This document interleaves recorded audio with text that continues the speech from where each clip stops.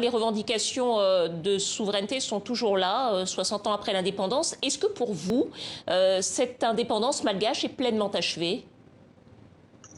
La question qu'il faut se poser aussi, c'est que est-ce qu'elle a réellement commencé? Ou alors, quelles sont les conditions de début des indépendances et est-ce que ça avait la possibilité réellement d'aboutir à une vraie indépendance? Et en sachant que dès que les jours suivant l'indépendance, la coopération, ce qu'on appelle la coopération, qui est une façon pour la France de contrôler les colonies, les anciennes colonies, est-ce que cette nouvelle forme de relation entre la France et Madagascar pouvait aboutir à une réelle indépendance? Donc là, pour moi, la réponse, elle est évidemment non. Et c'est comme cela que notre situation actuelle perdure encore dans la pauvreté, dans une certaine violence diplomatique et économique. On a parlé des îles éparses. Est-ce qu'à vos yeux, il s'agit d'un point majeur? Est-ce que Madagascar a vraiment raison de refuser de céder sur la question de souveraineté sur ces îles? Ce qui est étonnant, en fait, lorsque on entend les revendications de la France, c'est de se dire, mais que fait la France dans les îles éparses? Pourquoi? Est-ce qu'il a légitimité pour la France de dire que ces îles lui appartiennent?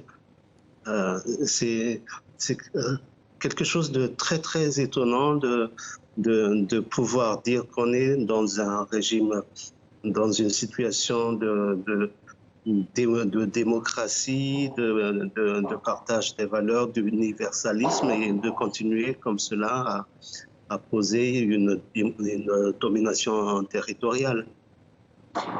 Du point de vue de Madagascar, alors il y a ces revendications de souveraineté, il y a aussi des revendications de récupération de sa mémoire, de ses récits historiques.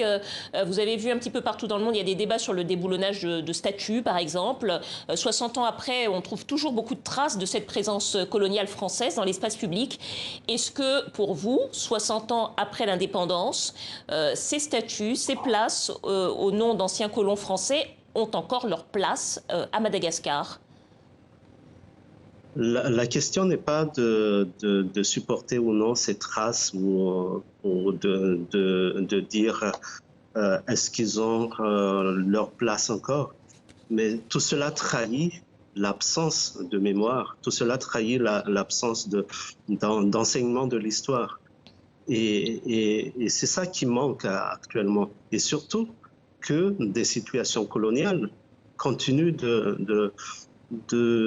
d'être en place, justement.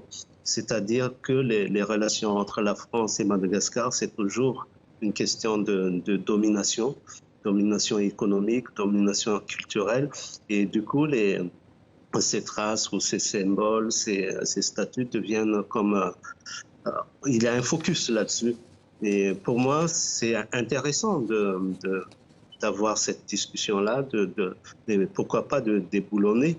Mais le plus important derrière, ce n'est pas simplement de renommer ces lieux, ces endroits par quelques autres noms si on ne fait pas le travail de fond. Si la relation ne change pas, c'est bien beau d'enrober, mais il faut vraiment aller au fond des choses. Donc, pour moi, c'est un bon prétexte pour avancer vers un équilibrage des relations.